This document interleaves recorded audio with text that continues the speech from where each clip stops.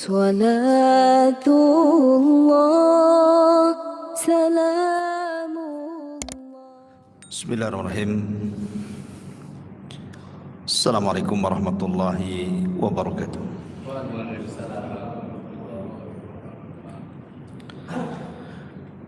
Alhamdulillah. Assalatu wassalamu ala Rasulillah wa ala alihi wa sahbihi wa mawalah wa la hawla wa la quwata illa billahi wa ba'du. Alhamdulillah, segala puja dan puja hanya milik Allah subhanahu wa ta'ala. Salawat dan juga salam kita hadiahkan kepada Rasul kita Nabi besar Muhammad sallallahu alaihi wa ala alihi wasallam. Ma'asyiral muslimin, jamaah salat Isya yang dimuliakan Allah subhanahu wa ta'ala. Adapun pembahasan di malam hari ini, kita akan membahas secara khusus tentang khutuwat asy-syaitan, tentang jerat-jerat syaitan atau langkah-langkah syaitan ketika menggoda anak Adam. Ma'asyiral muslimin yang dimuliakan Allah subhanahu wa ta'ala, permusuhan kita manusia dengan syaitan ini itu sudah terjadi sejak bapak kita berada di sorga. Bahkan sebelum Adam ditiupkan ruh, permusuhan itu sudah ada. Dan itu disebutkan di dalam Sahih Muslim, ketika Allah subhanahu wa ta'ala menciptakan Adam dari berbagai macam sifat tanah, kemudian dibentuk sedemikian rupa, maka Allah biarkan bentuk Adam itu sampai mengeras, belum ada ruh. Kemudian iblis tahu bahwa Allah subhanahu wa ta'ala menciptakan makhluk selain para malaikat dan selain dirinya dari kalangan jin. Disitulah iblis mulai hasad. Dia datang ke patung Adam yang belum ditiupkan ruh, kemudian kadang masuk dari lubang telinga, keluar dari lubang hidung, masuk dari lubang hidung, keluar dari lubang dubur. Kemudian iblis mengatakan, sesungguhnya makhluk yang Allah akan ciptakan ini makhluk yang lemah. Kenapa? Fa innahu ajwab, karena banyak rongga di dalamnya. Berarti makhluk ini banyak kelemahannya. Pasti dia perlu minum, makan dan begitu seterusnya. Sehingga iblis mengatakan, lau sullitu alayya,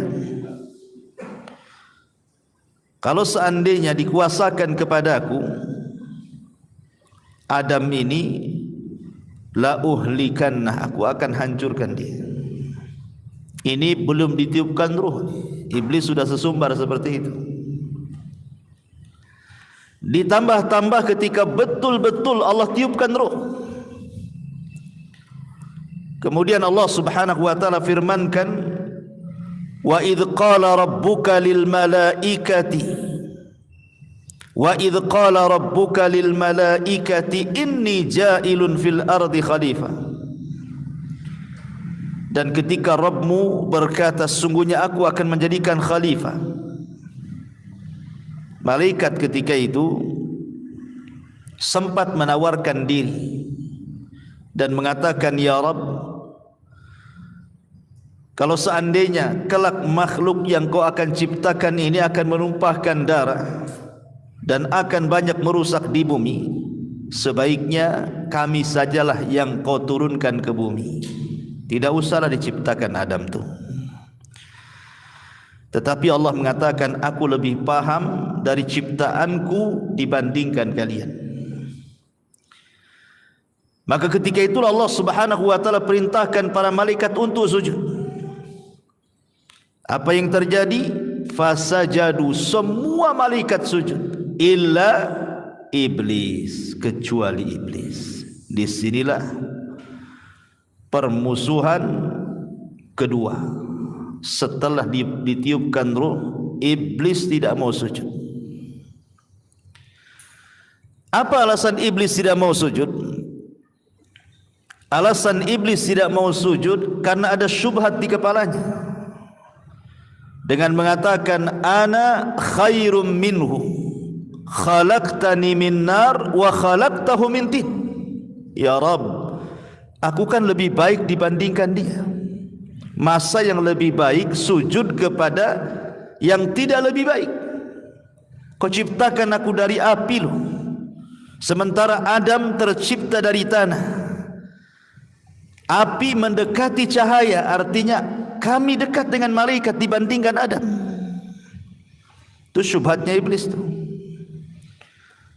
Inilah kemudian permusuhan iblis kepada Adam membangkang perintah Allah Subhanahu wa taala. Sejak itulah Allah murka. Dan Allah katakan fakhruj minha fa innaka rajim wa inna 'alaika la'nati ila yaumiddin. Keluar kau iblis, engkau terkutuk. Sesungguhnya laknatku akan melekat kepadamu sampai hari dibangkitkan kiamat. Kemudian iblis pun melihat kemurkaan Allah Subhanahu wa taala, bukannya bertobat,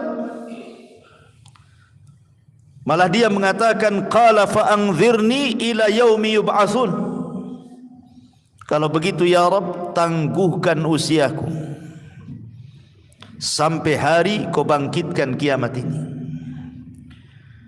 Maka Allah Subhanahu wa taala mengizinkan permintaan iblis dan mengatakan innaka minal munzarin. Kalau begitu baik, saya akan berikan kau tangguhan.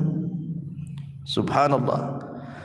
Ketika iblis merasa aman bahwa dia tidak akan pernah mati dan akan dimatikan kelak ketika bumi dan alam semesta ini dikiamatkan, maka dia punya kesempatan semakin hancur, semakin jahat, dan semakin ada kesempatan untuk balas dendam kepada Adam.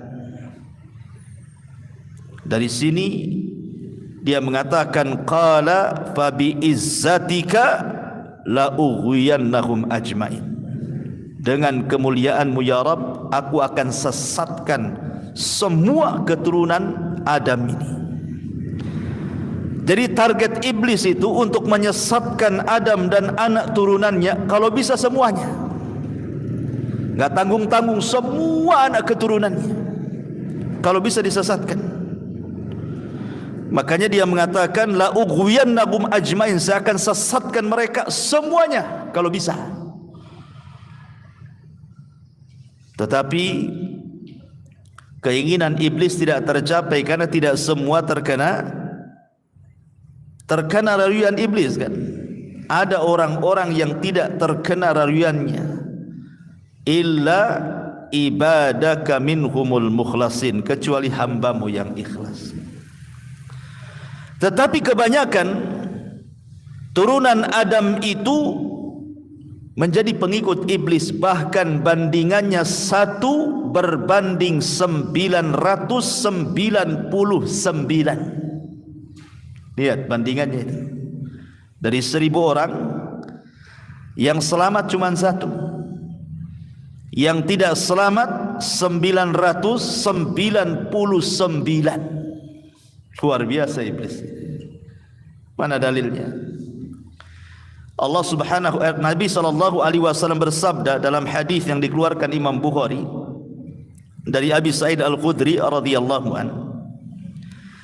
Yaqulullahu ta'ala ya Adam fayaqul labbaika wa sa'daika wal khairu fi yadayk. Allah berfirman kepada Adam, wahai Adam, maka Adam mengatakan, ku penuhi panggilan dan kebaikan semua ada di tangan. Maka Allah Subhanahu wa taala berfirman, akhrij ba'than nar, keluarkan utusan-utusan neraka. Maka Adam heran mengatakan, wa ma ba'sun nar? Apa yang anda maksud utusan-utusan neraka itu? Qala, maka Allah mengatakan, min kulli alfin tis'umi'atin wa tis'atu wa tis'in, setiap 1000 pisahkan 999 masukkan ke neraka. Artinya selamat cuma satu. Yang selamat cuma satu, tuh bayangkan. Berarti 99%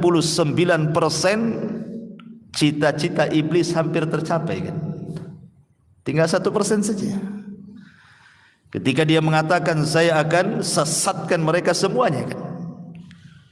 Rupanya hampir berhasil karena 1 berbanding 999 kan? Luar biasa. Ma'asyiral muslimin yang dimuliakan Allah Subhanahu wa taala. Ketika Adam alaihi salatu wassalam mendapatkan tempat tertinggi di sorga sebagai pengganti iblis, mulailah iblis hasad. Kemudian mulai memberikan was-was kepada Adam alaihi salam dan juga pasangannya Hawa. Ketika Allah Subhanahu wa taala menguji keduanya agar jangan dekat-dekat pohon larangan, ini ada kesempatan iblis nih. Ada celah di sini. Kalau Adam sampai memakan buah larangan, berarti Adam pun akan dicelakakan Allah Azza wa Jalla. Maka mulailah iblis membuat makar. Datang kepada Adam dan Hawa memberikan was-was, tapi tidak bergeming keduanya. Sampai ketika iblis bersumpah, wa qasamahuma inni lakuma laminan nasihin. Demi Allah wahai Adam, aku ini seorang penasehat yang baik. Ketika itu belum ada makhluk yang bersumpah atas nama Allah demi sebuah kedustaan, apalagi bersumpah di sorga, di alam para malaikat. Ya Adam percaya sajalah kan gitu. Karena sebelumnya belum ada bersumpah kepada Allah untuk sebuah kedustaan, kecuali iblislah yang mengawalinya. Kemudian iblis mengatakan, Adam, kenapa Allah larang kau dekat-dekat pohon larangan itu? Saya mau kasih tahu nih, kalau engkau mendekati pohon larangan dan kau memakannya, antakuna malakaini au takuna minal khalidin. Karena kelak engkau akan jadi malaikat, atau boleh jadi engkau akan dikekalkan di sorga. Makanya Allah tidak berkehendak itu. Kemudian iblis bersumpah, demi Allah, aku ini seorang penasehat. Akhirnya karena percaya dengan sumpah iblis, Adam pun mendekati pohon itu kemudian memakannya. Berarti orang yang suka sumpah-sumpah untuk kedustaan itu, itulah anak buah iblis. Dan itu paling banyak di pasar. Itu sumpah-sumpah dusta ya. Ma'asyiral muslimin yang dimuliakan Allah Azza wa Jalla. Lah ketika Adam betul-betul turun ke bumi, Hawa juga turun ke bumi, iblis juga turun ke bumi, kulnah bitu minha jami'a, turun kalian semua ke bumi ini. Maka disilah kemudian mulailah ma'arakah, peperangan antara iblis dengan Adam dimulai, dan dengan anak turunannya. Dan iblis memiliki senjata-senjata yang Allah Subhanahu wa taala berikan, tentu sebagai ujian kepada Adam. Ada 4 senjata yang digunakan iblis untuk menggoda Adam dan seluruh keturunannya termasuk kita. Yang pertama, Allah Subhanahu wa taala berikan kepada iblis mampu untuk at-tazyin, menghias-hias. Mampu menghias-hias yang batil menjadi hak, yang hak menjadi batil, yang benar menjadi salah, yang salah menjadi benar, atau mencampur adukan keduanya sehingga tidak lagi jelas mana yang batil mana yang hak, karena sudah gaduh-gaduh di dalamnya. Ini yang pertama. Yang kedua, al-kadhibu wal mukhada'ah, pandai berdusta dan pandai menipu. Kemudian yang ketiga, Allah buat Adam tidak bisa melihat iblis, dan iblis sanggup melihat Adam dan turunannya. Dan ini yang paling sulit, ikhwan, melawan musuh di depan muka, nampak kelihatan batang hidungnya, dengan melawan musuh yang tidak kelihatan. Susah dilawan, ikhwan. Macam mana cara namparnya? Kalau jelas batang hidungnya, kita tempeleng aja lah si iblis itu kan. Lah ini tak nampak pula, macam mana caranya? Ini yang kemudian agak sulit kita menghadapi mereka, dan mereka mudah pula menghadapi kita.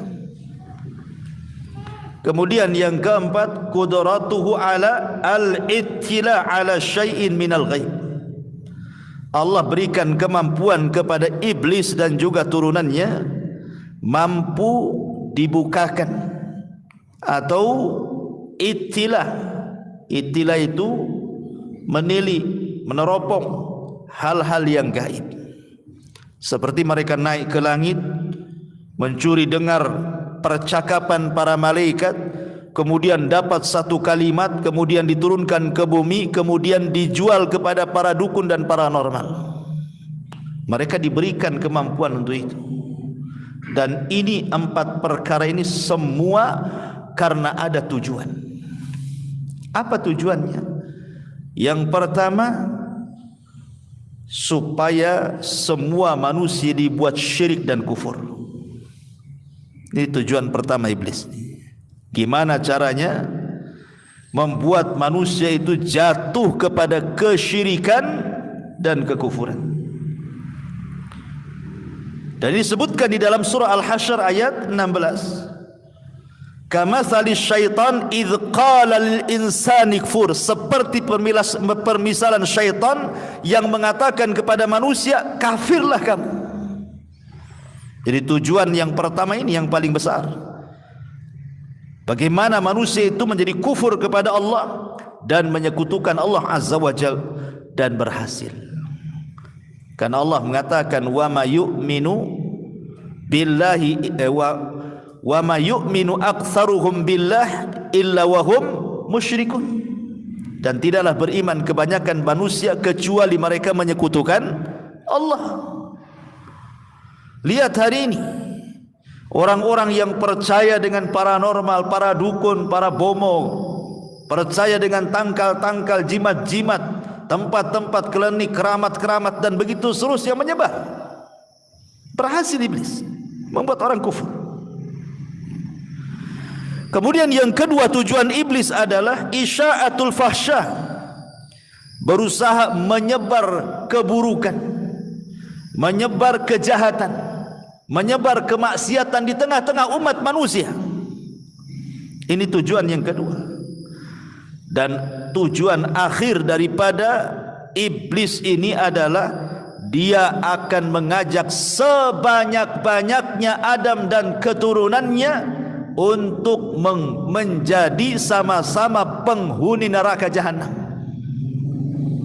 Itulah inti daripada iblis itu, menyesatkan anak Adam. 3 perkara ini. Ma'asyiral muslimin yang dimuliakan Allah Azza wa Jalla. Makanya iblis itu bagaimana caranya orang itu kufur, itu yang paling utama. Sampai-sampai dijelaskan dalam hadis dari Sabrat bin Abi Faki. Dia mengatakan, aku mendengar Nabi SAW bersabda, inna syaitan qa'ada libni Adam bi'atrukihi faqa'ada lahu bitariqil Islam. Sesungguhnya syaitan duduk untuk menghalang-halangi anak Adam dari berbagai macam jalan.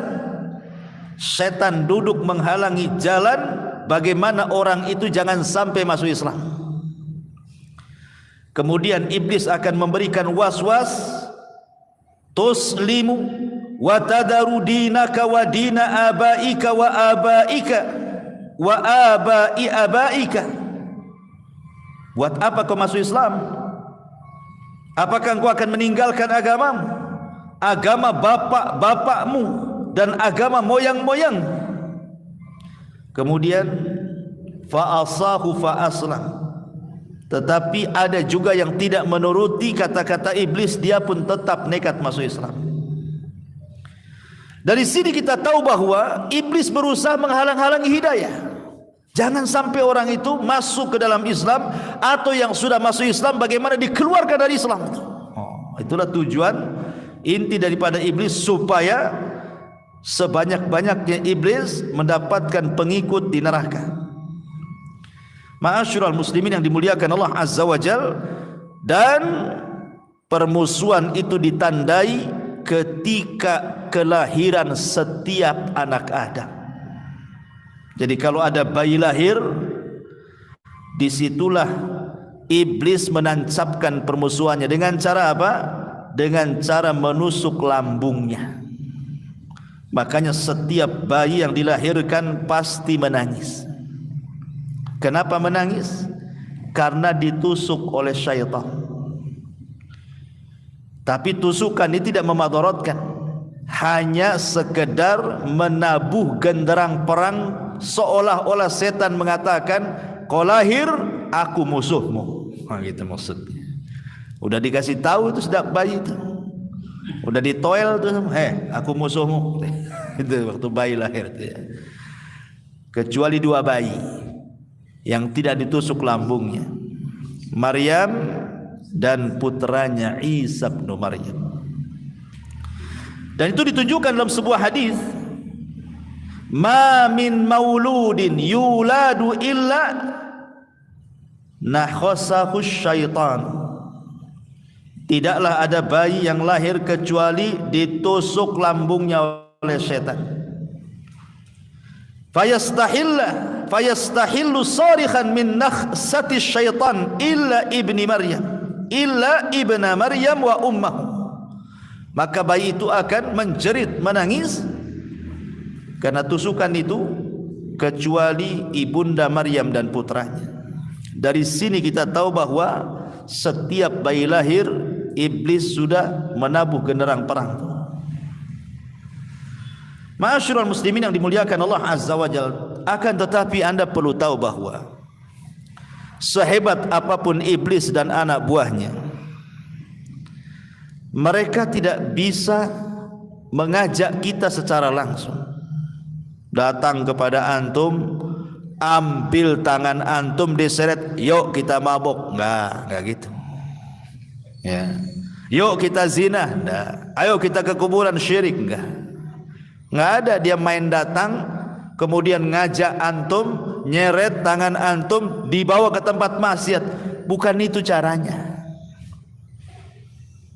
Bukan. Mereka tidak sanggup melakukan seperti itu. Tapi yang mereka lakukan hanya memberikan was-was saja.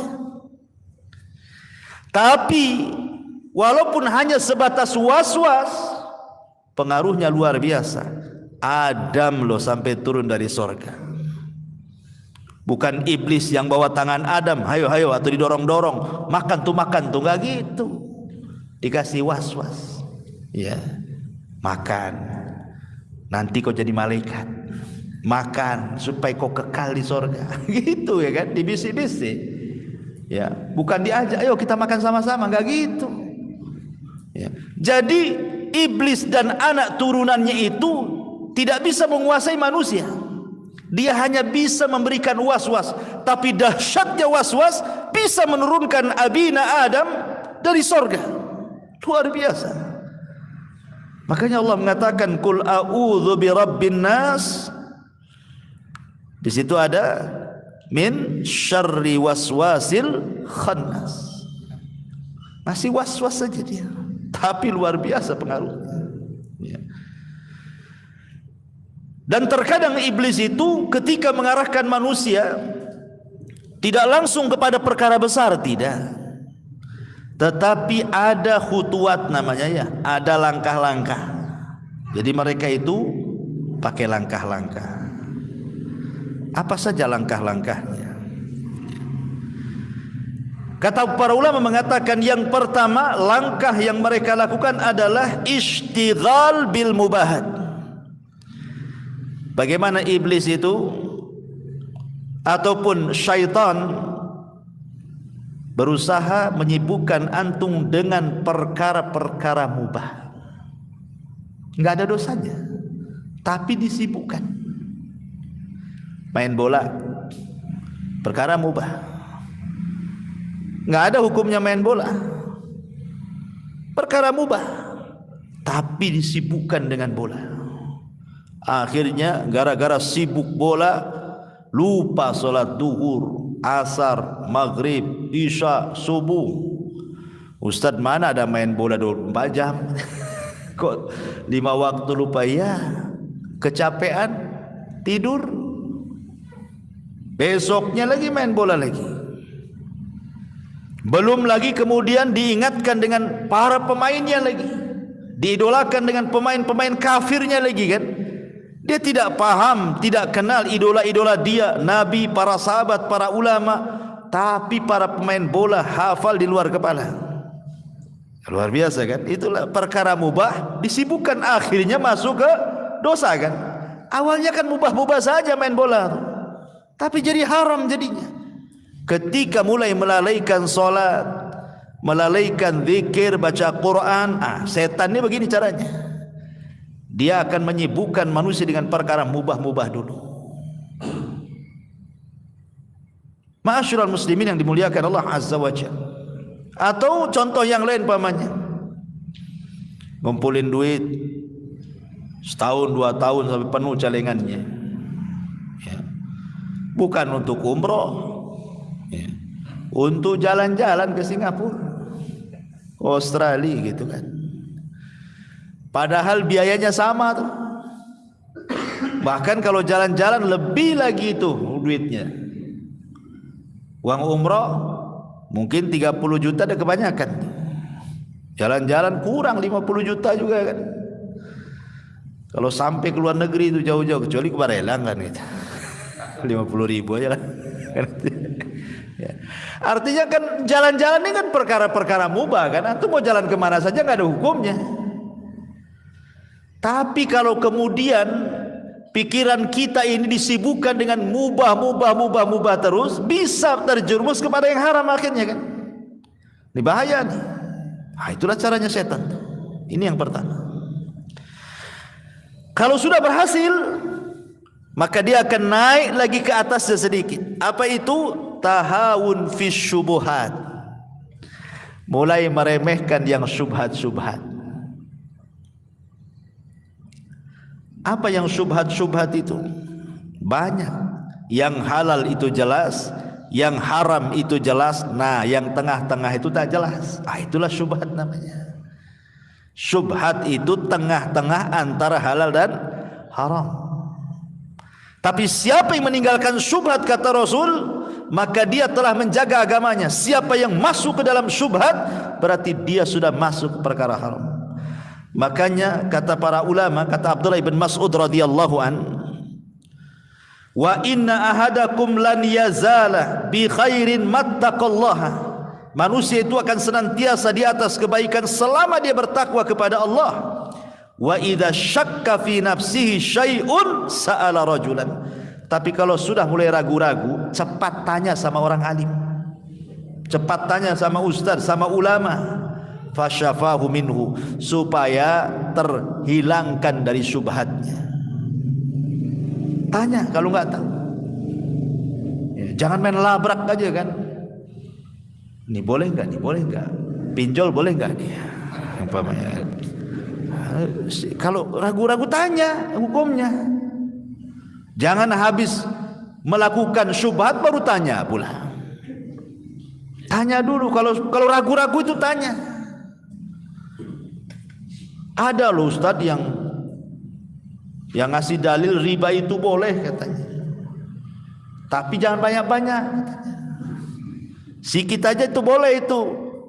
Saya dengar ada dalilnya itu. Dalilnya Quran lagi loh Ustaz kata. Apa itu?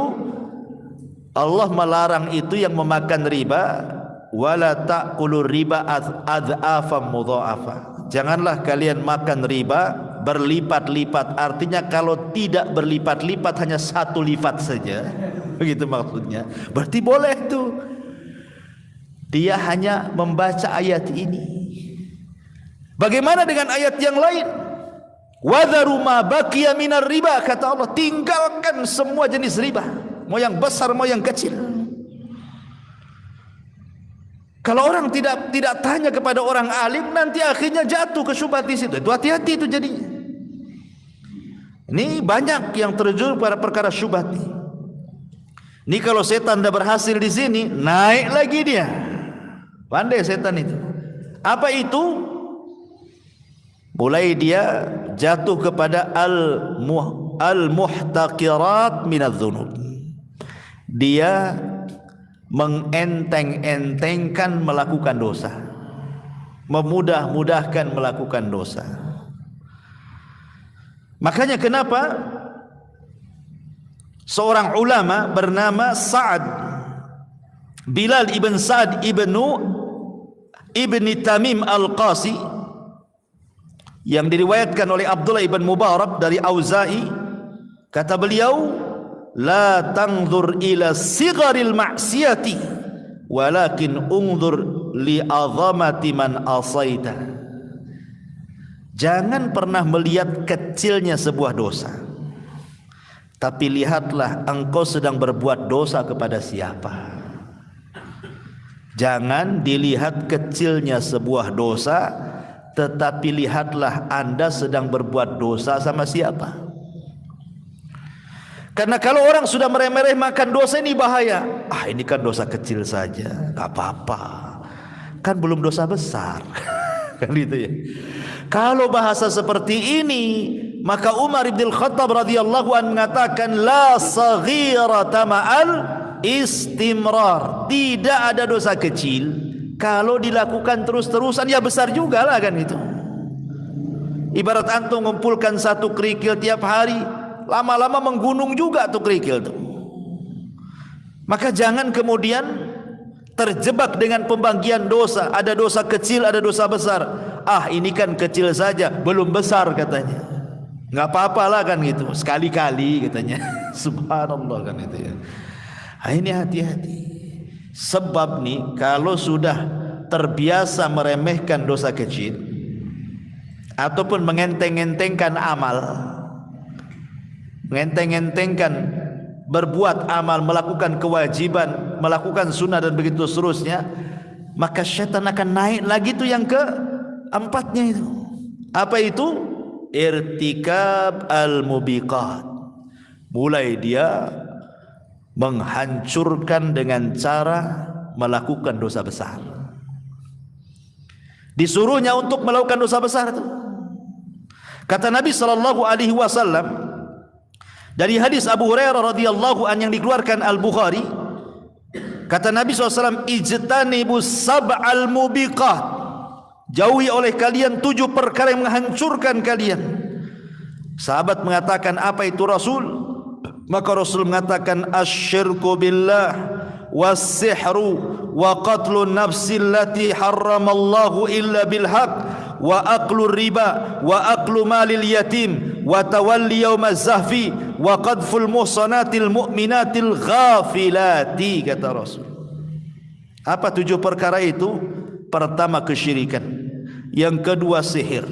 Yang ketiga, membunuh jiwa tanpa hak. Yang keempat, makan riba. Yang kelima, makan harta anak yatim. Yang keenam, lari dalam peperangan. Dan yang ketujuh, menuduh wanita baik-baik dikatakan seorang pezina. Mulai kepada mubiqat ya. Gimana orang didorong-dorong sama syaitan itu untuk melakukan dosa besar, membunuh, minum khamr, berjudi, dusta, ghibah, macam-macam dosa besar itu. Kalau sudah berhasil nih, tingkatan yang paling tinggi, bagaimana manusia ini sampai taraf kepada kekufuran. Gimana ini? Ini udah balik kecil nih ke atas-atas. Gimana kok jadi kufur? Bahkan dalam sebuah hadis Nabi SAW mengatakan, ya'ti syaitan ahadakum, syaitan akan datang berikan waswas kepada salah seorang di antara kalian. Fayaqul, dan mengatakan, man khalaqa kadza, man khalaqa kadza, hatta yaqul man khalaqa rabbak, fa idza balaghahu falyasta'id billahi minasyaitonir rajim. Maka syaitan akan membisikkan, siapa yang menciptakan ini? Oh Allah. Siapa yang menciptakan itu? Allah. Siapa yang menciptakan ini? Allah. Siapa yang menciptakan kita? Allah. Terakhir, siapa yang menciptakan Allah? Terakhir itu pertanyaannya tuh. Awalnya siapa yang menciptakan bumi? Allah. Siapa yang menciptakan langit? Allah. Siapa yang menciptakan gunung? Allah. Siapa yang menciptakan pohon? Allah. Terakhir pertanyaannya, siapa yang menciptakan Allah, katanya. Kan gitu. Itu dibisikkan sampai tingkat ke situ. Makanya Imam Ibnul Qayyim rahimahullahu taala, beliau mengatakan, syaitan itu ketika membawa khutuwat, langkah-langkahnya, maka akan membawa 6 langkah, kata Imam Ibnul Qayyim. Imam Ibnul Qayyim mengatakan ada 6 langkah itu senjata syaitan untuk menyesatkan anak Adam. Apa 6 langkah itu? Yang paling tinggi al-kufru billah, kekufuran kepada Allah. Yang kedua, an yuqi'aka fil bid'ati, bagaimana orang itu supaya berlaku bid'ah. Setelah syirik, kufur, baru di bawahnya bid'ah. Kemudian di bawahnya lagi fi kabairi dzunub, dosa besar. Kemudian di bawahnya lagi fi saghairi dzunub, dosa-dosa kecil. Kemudian di bawahnya lagi at-tawassu fil mubahat, menghabiskan waktunya hanya untuk melakukan perkara mubah, akhirnya melalaikan dari ketaatan. Dan yang terakhir, kata Imam Ibnul Qayyim, disibukkan dengan perkara-perkara yang tidak afdal dan meninggalkan yang afdal. Salat di rumah kan nggak apa-apa, ya. Salat di masjid afdal, salat di rumah nggak apa-apa, ya sudahlah di rumah saja. Jadi selamanya di rumah aja, itu nggak mau ke masjid ya. Itu kan meninggalkan yang afdal dan melakukan yang tidak afdal. Seperti itu, ikhwan. Jadi ma'asyiral muslimin yang dimuliakan Allah Azza wa Jalla, pertama kufur, dibuatkan orang itu kufur.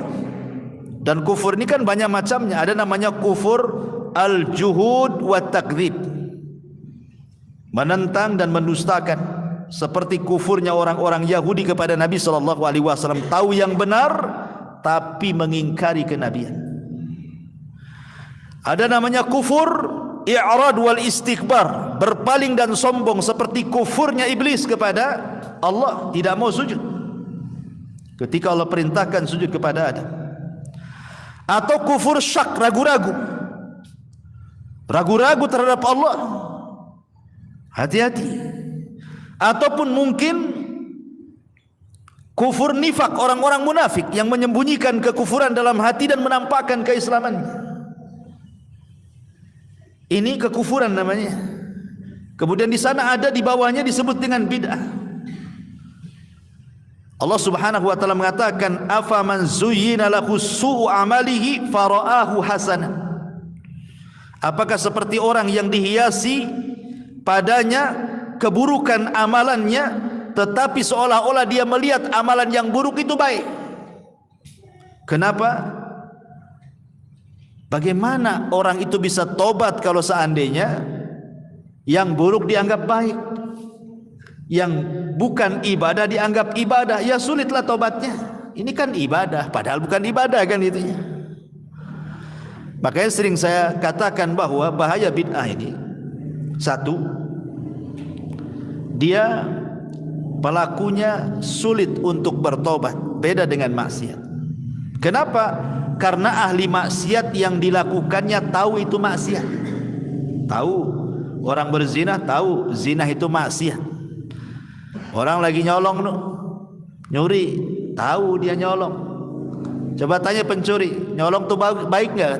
Pasti bilang tak baik nyolong. Loh, kenapa kau nyolong? Tuh makanlah. Kan itu ya. Coba ahli bid'ah antum katakan seperti itu, enggak. Baik, berpahala. Yang kedua, tidak semua maksiat itu bid'ah, tapi semua bid'ah itu maksiat. Pencuri tidak dikatakan ahli bid'ah. Pezina antum katakan ahli bid'ah? Ya bukanlah. Itu maksiat, ahli maksiat. Kemudian maksiat itu ikhwan tidak ada turunannya pengen jadi ahli maksiat. Tidak ada umpamanya pencuri berdoa, ya Allah jadikan anakku sama seperti aku pencuri. Tidak ada. Pezina mengatakan, ya Allah jadikan anakku germo. Tidak ada. Tidak ada. Sejahat-jahatnya orang itu pasti berdoa, cukuplah abimu saja yang mencuri. Kau jangan, kau jadi ustaz. Kan itu ya. Tapi ahli bid'ah tidak. Kalau bisa anaknya kayak dia. Karena merasa di atas kebaikan, makanya bahaya. Setan suka tuh di situ. Masuklah setan dari jalur yang kedua ini. Kalau kemudian tidak berhasil juga, diturunkan tuh. Untuk apa? Bagaimana dia melakukan dosa besar? Gimana dia caranya masuk ke dosa besar nih? Syirik tak bisa, kufur tak bisa, bid'ah tak bisa, turun. Gimana caranya dia disibukkan dengan zina, disibukkan dengan khamar, disibukkan dengan judi, disibukkan dengan gibah, dengan dusta, macam-macam dosa besar. Oh, ini kuat imannya nih. Turun lagi. Ya. Dengan cara apa? Kata Imam Ibnul Qayyim, dimasukkan ke dosa-dosa kecil. Tengok handphone. Bagus nengoknya, ceramah Abu Merah. Ya kan? Ada iklan pula kawan di situ. Iklannya pula sabun mandi. Artisnya pula perempuan. Ada auratnya. Dipandang pula enggak disekip. Mata pun tak disekip. Nengok aja gitu. Harusnya disekip lah matanya, bukan hanya handphonenya saja kan itu ya. Itu kan dosa kecil juga, nampak aurat di handphone kan itu. Masyarul muslimin, oh ini kuat imannya rupanya. Turun lagi ke bawah. Oh tak bisa ini. Dosa besar tak bisa, dosa kecil tak bisa. Disibukkan dengan perkara mubah. Suruh jalan sana, suruh main ini, main itu. Akhirnya lupa, dia kecapean. Walaupun dia tidak lupa sholat, tapi kan badan capek. Akhirnya gak khusyuk pula dia sholat kan. Ngurangi kehusyuan, ngurangi tumakninah, dan begitu seterusnya disibukkan. Oh dia tidak bisa disibukkan dengan perkara mubah. Disibukkan dengan perkara yang tidak afdol, ditinggalkan pula perkara afdol. Ya, begitulah langkah-langkah syaitan. Ma'asyiral muslimin yang dimuliakan Allah Azza wa Jalla. Di dalam Al-Quranul Karim ada beberapa ayat, saya akan sebutkan. Langkah-langkah syaitan itu ada di beberapa tempatnya. Pertama, ketika Allah Subhanahu wa taala bicara tentang langkah-langkah syaitan, Allah Subhanahu wa taala bicara soal seputar makanan, ya. Kemudian seputar syariat ataupun agama. Karena Allah mengatakan udkhulu fi silmi kafah wa la tattabi'u khutuwati syaitan. Masuklah ke dalam Islam secara keseluruhan, jangan ikut langkah-langkah syaitan. Ya. Artinya bahwa syaitan itu ketika memberikan langkah-langkah kepada manusia itu, dia akan membuat langkah dari berbagai macam, dari ibadah, dari muamalah, dari persoalan makan, minum, macam-macam, dari semua bab. Ya, saya akan contohkan secara singkat saja. Seperti umpamanya kita masuk dalam bab ibadah. Kita masuk dalam bab ibadah dulu. Di dalam sebuah hadis Nabi sallallahu alaihi wasallam mengatakan dari Abdullah ibn Mas'ud radhiyallahu an, "Dzukira inda Nabi sallallahu alaihi wasallam rajulun faqila ma zala naiman hatta asbah ma qama illa ila shalah faqala dzaka ar-rajul bala syaitanu fi udhuni. Disebutkan di samping Rasul ada seorang laki-laki yang tidur saja sampai pagi, lewat dia subuh tuh.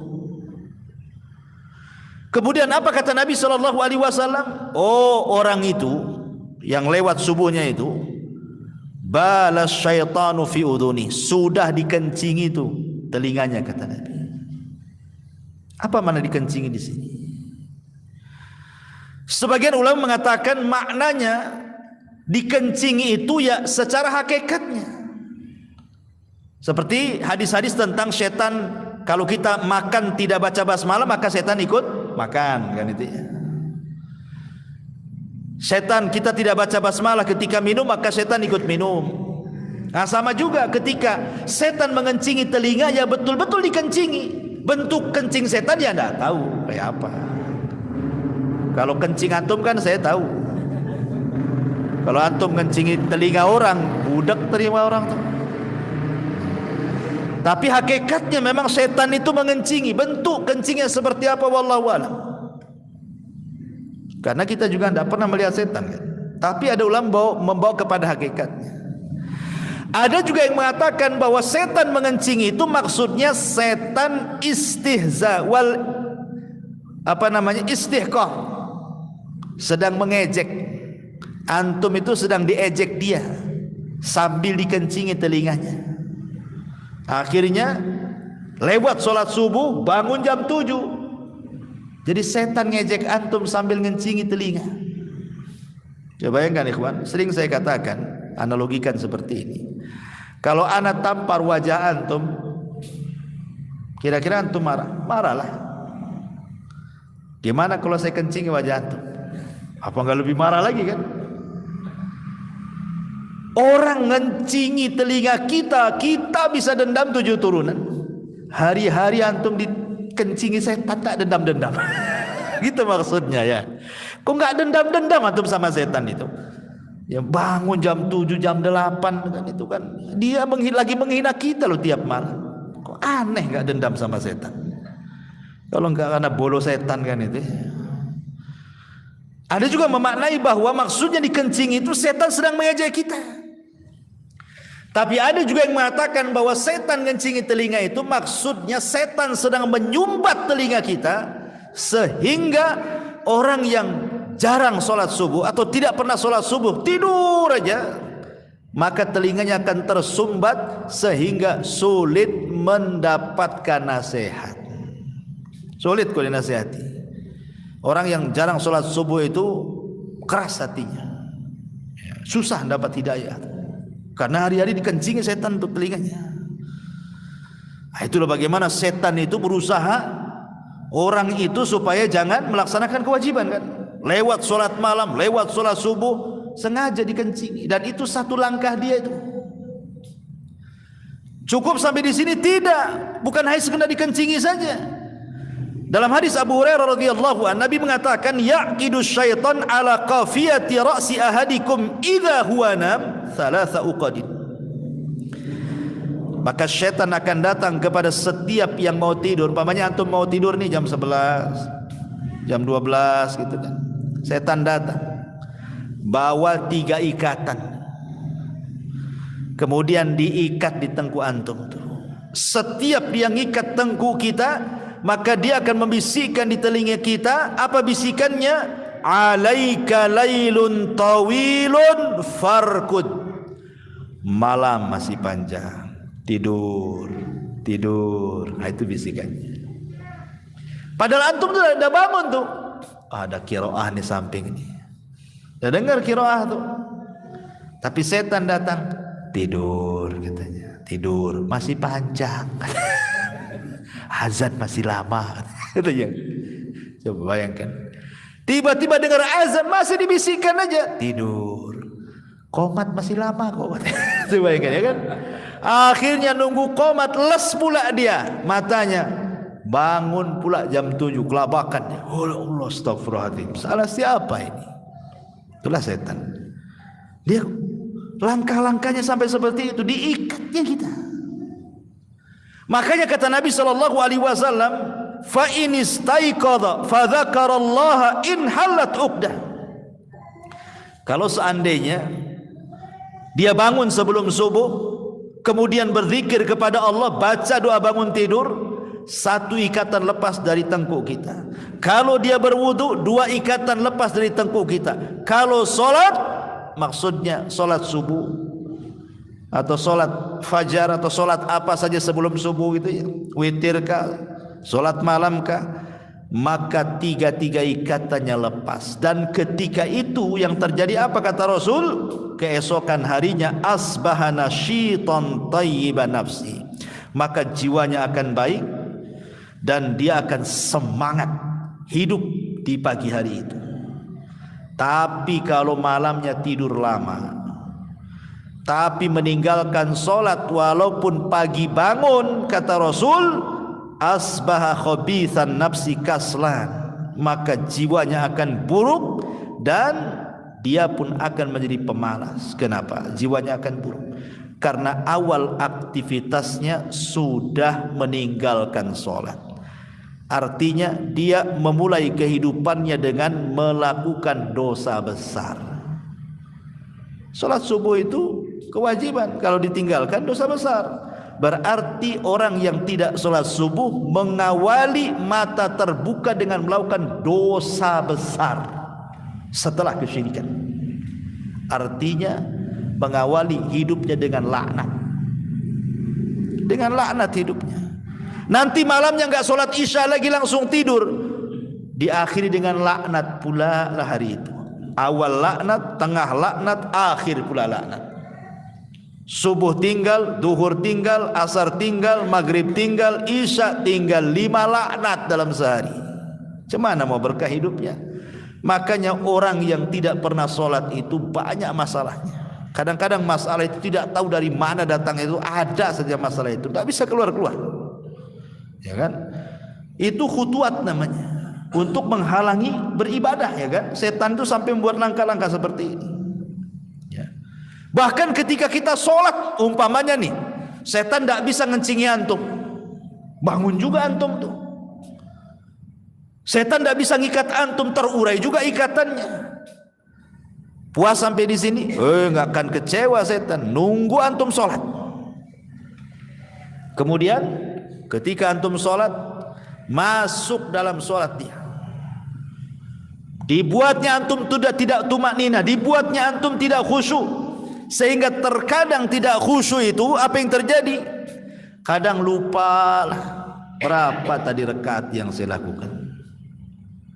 Ataupun mamanya sholat sama imam nih, betul-betul sholat dari takbiratul ihram Allahu Akbar sampai salam, ditanya tadi imam baca apa? Nggak tahu lah, padahal baca kulhu loh tadi imam. Kok bisa dia? Ya kan?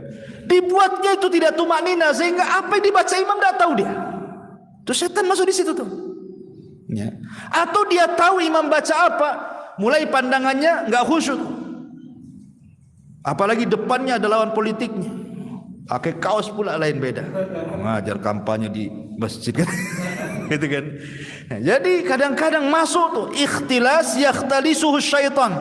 Pandangan kita tidak dibuat satu titik ke tempat sujud, dibuat pandangan kita kemana-mana. Dan kata Rasul, itulah orang yang sedang dicuri oleh setan. Apa yang dicuri? Dompetnya bukan, kehusuannya dicuri. Sehingga dia tidak fokus pandangannya, nengok kemana-mana, sekali nengok cicak kawin pula. Bahaya nih kan. Nah itu mulai dari situ tuh setan masuk dari sholat. Ataupun safnya itu centang perenang tuh, ada yang maju, ada yang mundur, jauh-jauh lagi safnya itu, tidak mau rapat. Apa kata Nabi SAW ketika bicara masalah saf itu? Rusu atau sawu sufufakum wa qaribu bainaha wa hadu bil a'naq fa walladhi nafsi biyadi inni la ara syaitan yadkhulu min khalalis saffi ka'anna al-hadh. Kata Rasul, luruskan, rapatkan, karena aku melihat ada setan masuk di celah-celah itu. Jadi dia akan berusaha sampai-sampai ada namanya setan itu disebutkan dalam hadis Nabi SAW namanya Hinzib. Ada setan namanya Hinzib. Setan Hinzib ini dia masuk kemudian ke dalam perut. Dibuatnya lah perut antum itu bunyi kerbak kerbuk gitu kan. Aduh, batal nih. Kata Rasul, la yansarif hatta yasma'a sautan au tajidarihan. Jangan kau batalkan. Itu bukan suara kentut. Itu suara perut. Ya. Suara perut dengan suara kentut beda kata Rasul. Kalau hanya suara perut jangan batalkan sampai kau dengar ledakannya atau kau hirup baunya. Nah, baru kau batalkan. Kalau belum ada ledakan keluar, ledakan masih di dalam, ya kan?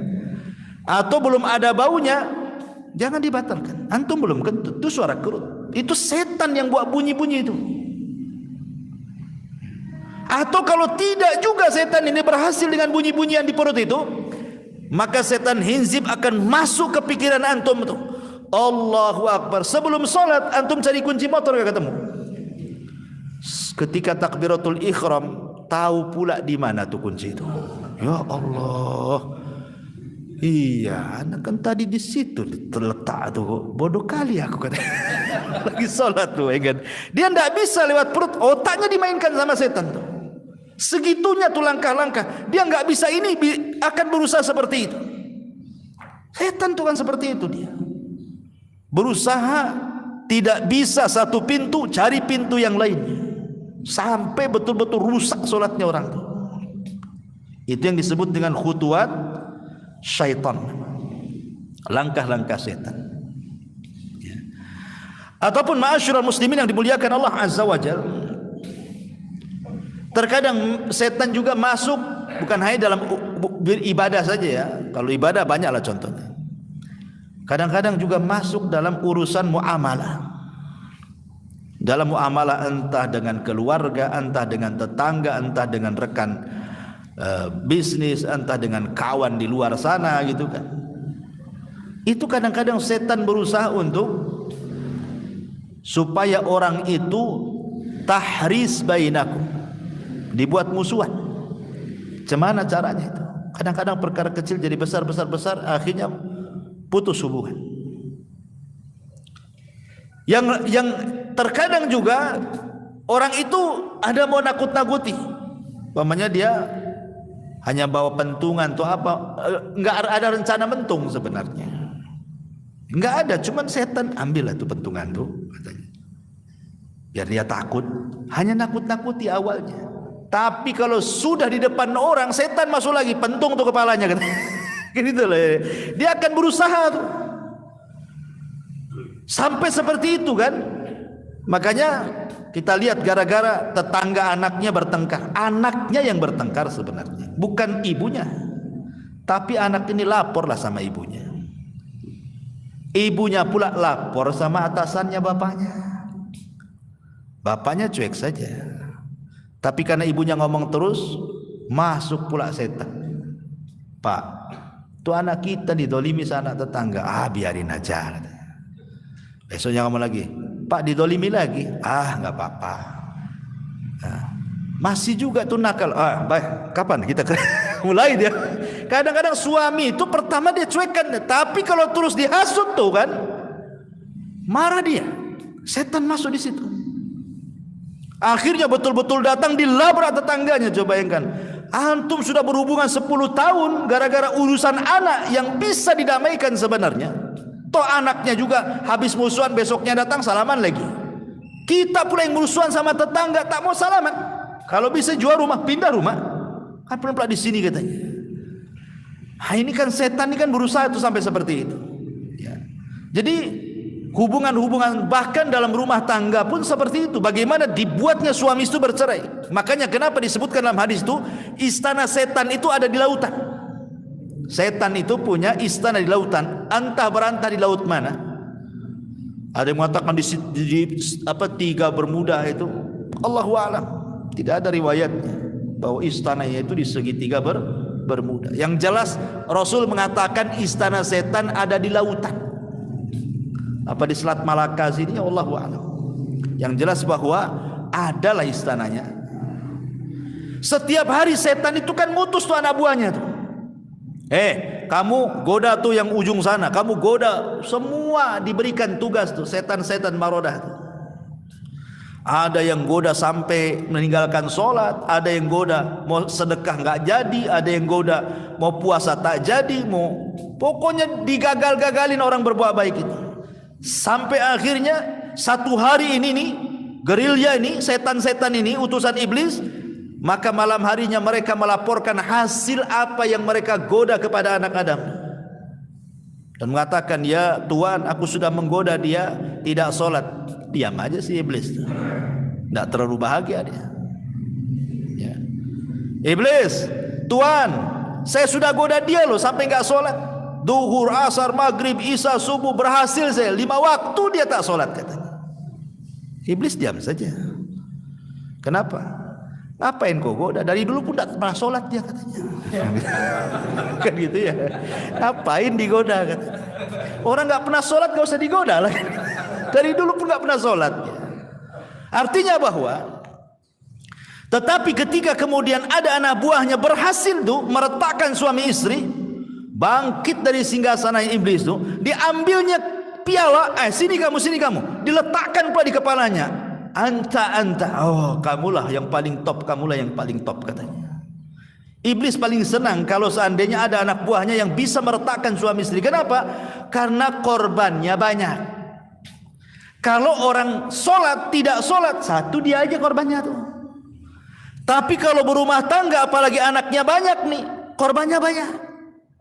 Ya, suami jadi korban, istri jadi korban, anak-anak jadi korban. Nanti suami curhat sama keluarga, keluarganya jadi korban. Istri pula curhat sama kawannya, kawannya jadi korban. Curhat sama rumah tangganya atau sama keluarganya, keluarganya pula jadi korban. Banyak tuh korbannya, akhirnya musuhan itu dua keluarga itu.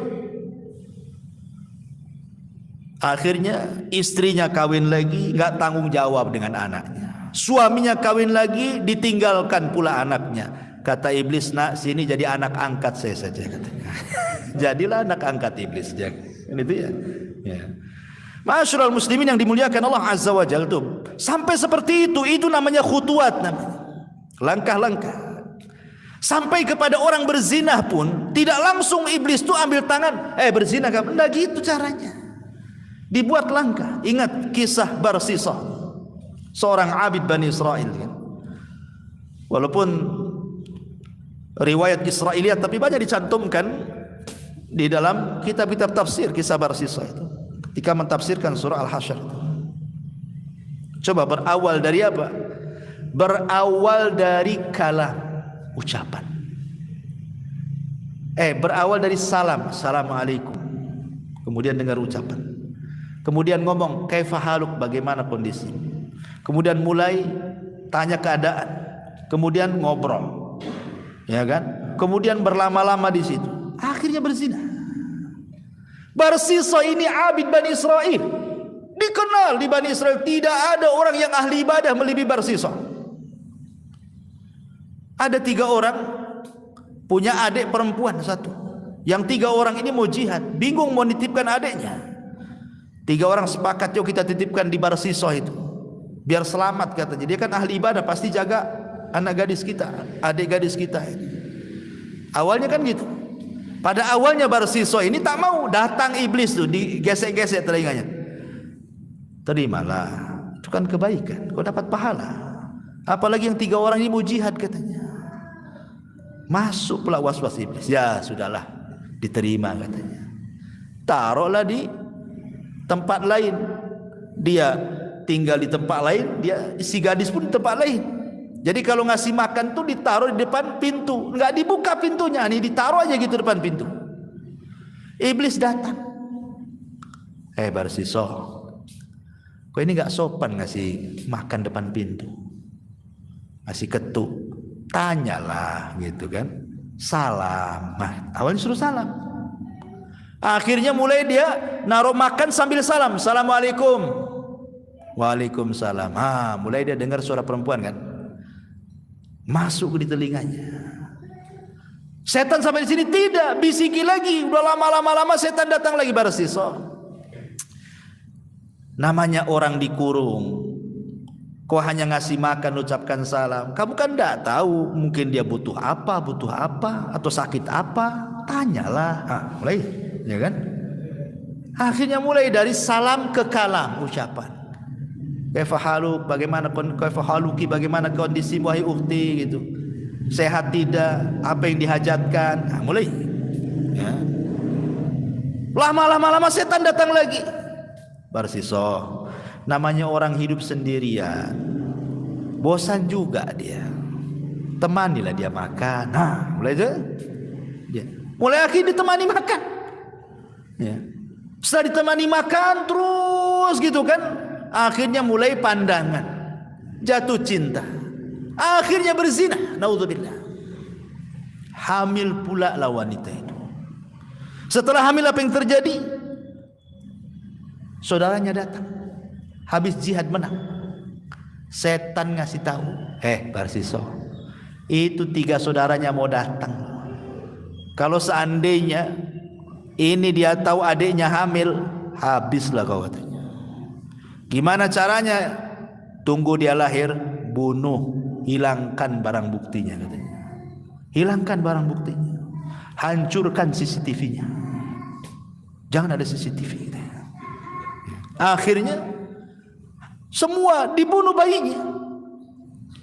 Setelah dibunuh bayinya, datang pula si iblis itu. Barsiso, memang alat bukti sudah hilang, tapi apakah kau yakin wanita itu nggak akan bicara? Pastilah akan bicara. Kau sudah membunuh bayinya, mana dia terima katanya.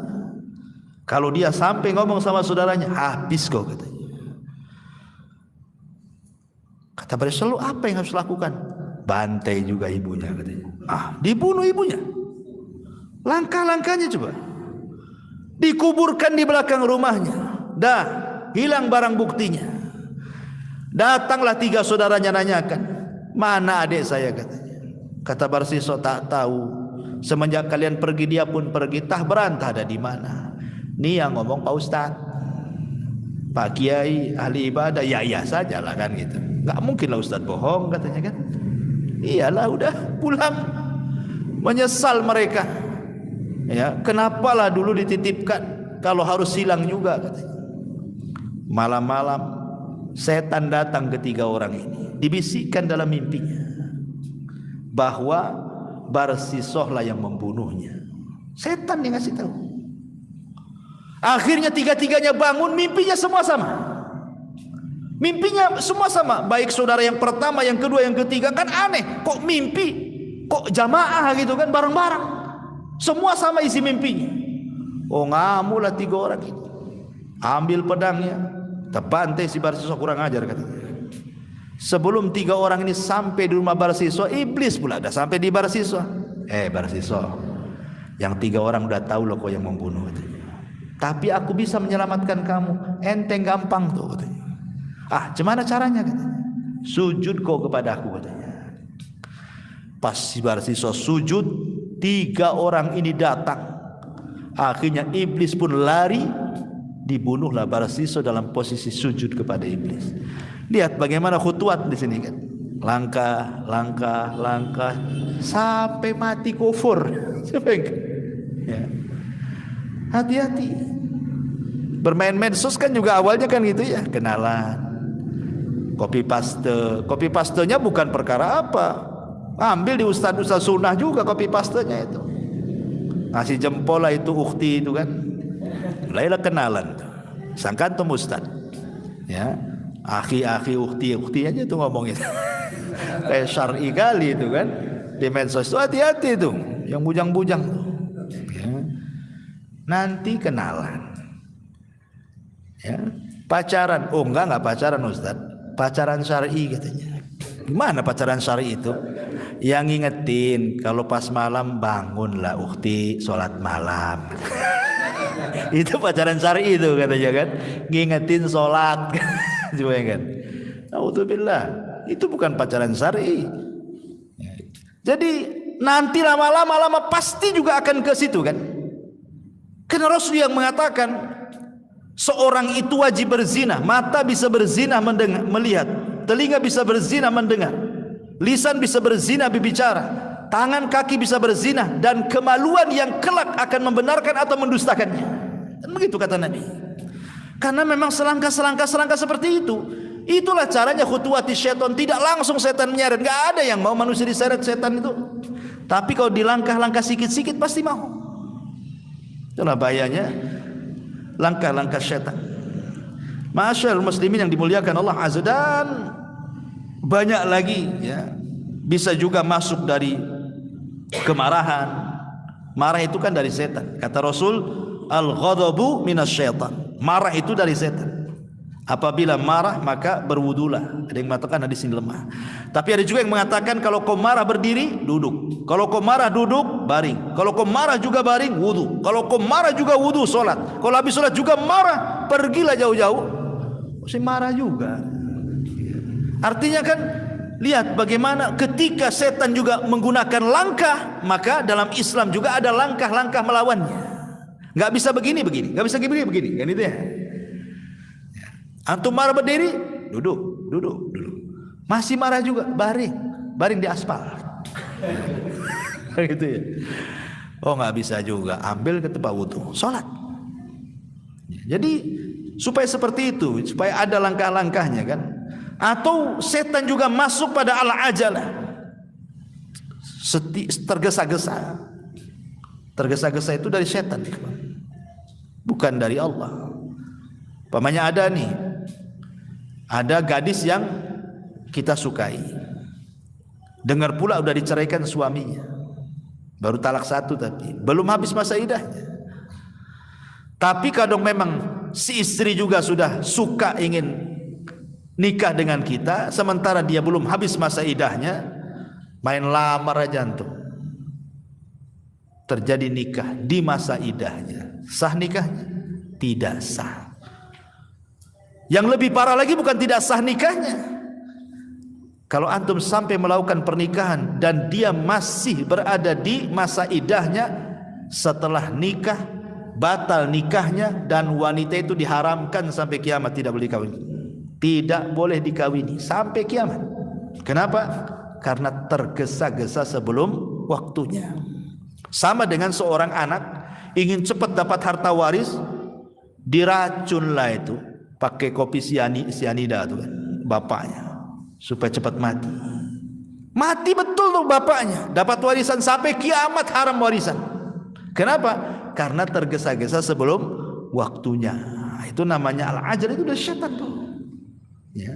Ataupun al-israf, sesuatu yang berlebih-lebihan, makan berlebihan, minum berlebihan, tidur berlebihan, main berlebihan, itu semua dari syaitan. Makanya kenapa Nabi SAW itu sampai berdoa kepada Allah kan, Allahumma inni a'udzubika minal jubni wal kasal. Ya Allah, aku berlindung darimu dari al-jubn wal kasal. Kasal itu artinya kemalasan, karena malas dari setan. Makanya kenapa Rasul mengatakan at-tatha'ub mina syaitan. Tatha'ub itu nguap, itu dari setan. Kalau kalian nguap cepat tutup kan begitu. Karena orang nguap tidak tutup tuh menunjukkan malas dia. Itu dari setan. Beda dengan bersin. Makanya suruh mengucap alhamdulillah. Ya. Dan banyak. Ataupun taswib.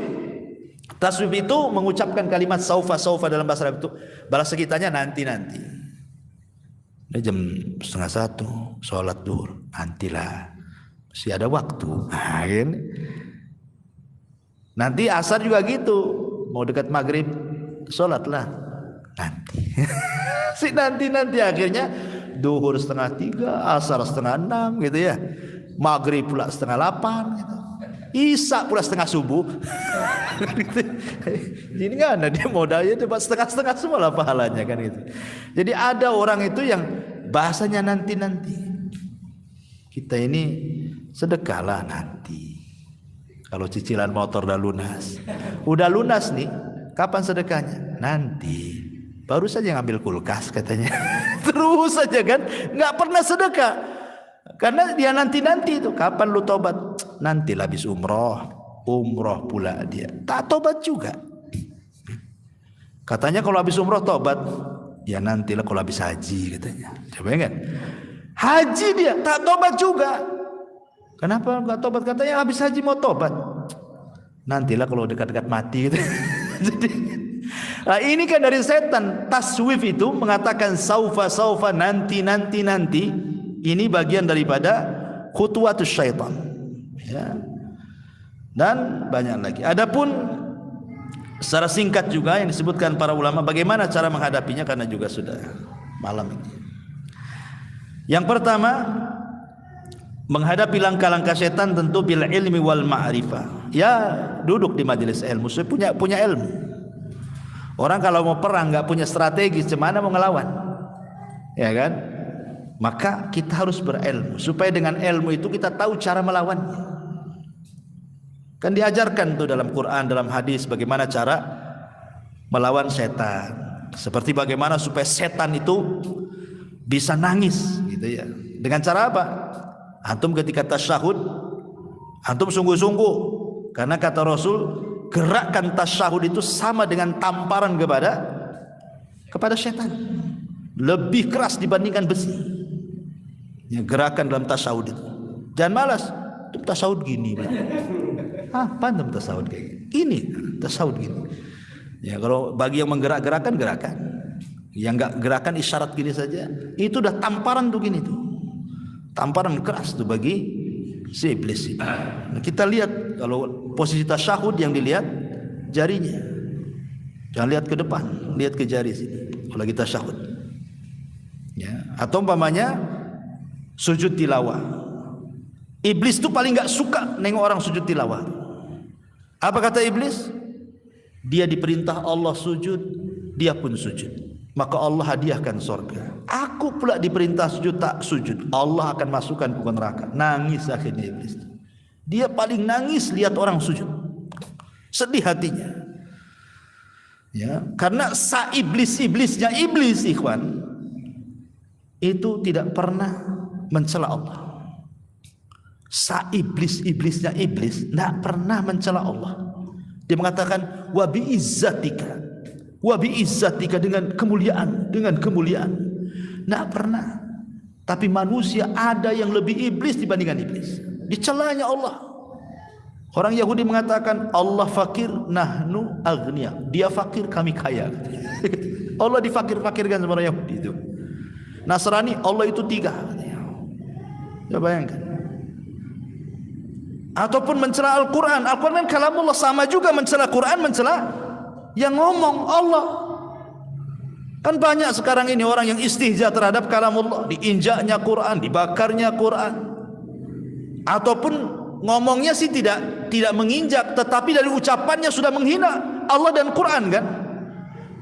Syariat itu enggak kayaknya kalau diterapkan di sekarang itu enggak cocok tuh. Itu kan syariat itu Quran Sunnah itu di zaman Nabi tuh. Sekarang bukan zaman unta lah, enggak relevan lagi. Ada orang kayak gitu kan. Maksudnya apa? Jadi kalau kita ini saklek dengan Quran dan Sunnah itu kayaknya disebut kolot. Tahu kolot? Kayaknya enggak maju-maju otakmu tuh katanya. Lah gimana Quran Sunnah itu akan relevan di setiap zaman, di setiap tempat. Bukan Quran Sunnah yang ikuti zaman yang harus ikut Quran Sunnah. Zaman itu yang harus ikut, karena Quran itu di mana-mana, Sunnah itu di mana-mana akan relevan. Hukum-hukumnya akan relevan. Ya, hukuman rajam itu di zaman Nabi katanya. Zaman sekarang kayaknya enggak bisa katanya. Kan gitu ya. Ya. Jadi ma'asyiral muslimin yang dimuliakan Allah Azza wa Jalla. Ini yang pertama dengan ilmu. Yang kedua, al-amalu ala ziyadatil iman. Terus beramal untuk menambahkan iman, karena iman itu bisa berkurang karena maksiat itu karena bisikan setan. Tapi iman bisa bertambah dengan banyaknya amal. Maka ini bisa melawan setan. Kemudian yang ketiga as-saum, puasa bagi anak-anak muda. Karena saum itu, puasa itu bisa melemahkan jalan darah. Karena setan itu masuk lewat jalan darah manusia kan. Maka dengan puasa melemahkan.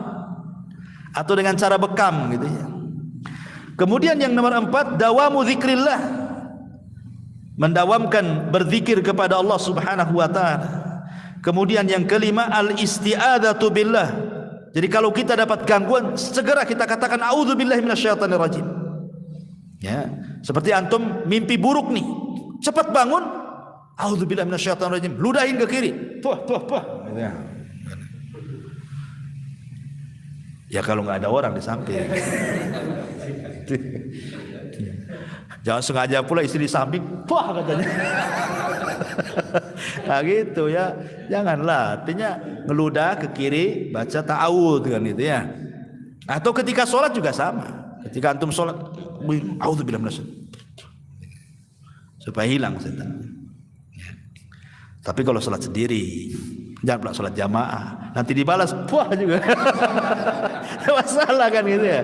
Kalau sholat jamaah jangan, kalau sholat sendiri, karena biasanya setan itu akan sulit menggoda orang yang berjamaah. Setan itu akan mudah menggoda orang sholat sendiri. Sama dengan serigala, dia akan sulit untuk menerkam kawanan kambing. Dia hanya menerkam kambing yang keluar dari kawanannya saja. Nah, itu setan. Nah, dia kalau orang sholat sendiri itu akan lebih digoda setan. Makanya kalau ada godaan seperti itu, cepat ta'awudz, ludah 3 kali. Ya. Jadi itu juga isti'adzah itu penting. Karena juga Allah mengatakan qul a'udzu birabbil falaq dan qul a'udzu birabbin nas. Ya. Ini yang kelima. Yang keenam, alaika bisuhbati thayyibah. Cari teman yang baik. Karena setan itu bukan hanya dari kalangan jin saja. Setan juga ada dari kalangan manusia. Bahkan terkadang orang yang paling dekat dengan kita, istri kita itu jadi setan, ikhwan. Ya bisa ya tuh. Disetani kita, janganlah sedekah dulu bang katanya. Rumah belum naik tingkat 2 katanya. Gitu ya. Bisa jadi setan tuh. Dihasut-hasutnya kita. Bang, tetangga sebelah tuh masya Allah, itu kaki kuning katanya, leher kuning, tangan kuning, saya pula hitam semua katanya. Belikanlah ke toko emas sana katanya. Malulah saya. Udah mulai dah. Suami kerjaan tak seberapa, mulailah mikir-mikir nih, kita rampok aja lah toko emas ini. Gak punya gimana, lama-lama kan setan masuk di situ. Gara-gara apa? Bisikan istri. Bisikan istri ini orang yang tadinya tidak berbuat jahat jadi berbuat jahat. Bang, kita ngontrak terus ini katanya. Belilah rumah katanya. Tak bisa lah deng, berapa lah uang pendapatan. Besok ngomong gitu lagi. Lama-lama terpikir dia, mana nih kira-kira kabel telkom mana yang saya harus ambil. Jadi ada orang akhirnya jadi korupsi, ya kan? Akhirnya jadi maling, akhirnya menghalalkan yang haram. Yang penting terpenuhi keinginannya. Ada yang kayak gitu tuh. Ya. Jadi ini juga makanya cari teman yang baik. Kemudian juga yang terakhir adalah fa innallaha yahmi awliya'ah wa yahfad ahibba'u kama qala inna ibadi laisa laka 'alaihim sultan. Yakin dengan Allah bahwa Allah akan melindungi kita, menjaga kita, dan setan tidak akan menguasai kita selama kita yakin dan kita bersama Allah, dan itu dengan memperbanyak ibadah, taat, takwa, dan begitu seterusnya. Ini diantara langkah-langkah syaitan yang disebutkan oleh para ulama. Wallahu a'lam. Iya, boleh kita bertanya jawab, silakan. Sehubungan dengan lembaga Afghanistan, saya baru kemarin pagi saya buka di ayat Al-Qur'an itu katanya biar mau apa robek segala macam jadi hampir macam sampah disimpan kan tidak bisa diguna lagi. Jadi saya pakai kemarin itu bukan dari kebencian, tapi supaya jangan sampai masuk. Iya, nggak apa-apa untuk menyelamatkan. Nggak apa-apa, memang begitu. Dan pernah terjadi dengan Utsman ibn Affan. Utsman ibn Affan membakar Quran, tapi qiraah yang tidak disepakati. Kan dulu kan di zaman Utsman jadi khalifah, ada laporan para sahabat mau perang sesama sahabat gara-gara apa? Gara-gara bacaan Quran. Jadi kan masing-masing sahabat kan punya catatan, dan masing-masing mereka mendengar dari Rasul tidak serentak. Kadang hari ini mereka dengar, yang lain tidak, yang lain mendengar, yang lain tidak, sehingga catatannya berbeda. Contoh umpamanya, Ada bacaan Quran innallaha huwas samiul alim. Ada huanya. Yang satunya mengatakan innallaha samiun alim, tidak ada huwa. Ribut gara-gara huwa. Yang ada huanya, yang satu enggak ada huwa. Mau perang sahabat ini akhirnya. Gara-gara huwa tuh. Gara-gara huwa perang. Akhirnya Hudzaifah melaporkan kepada Utsman.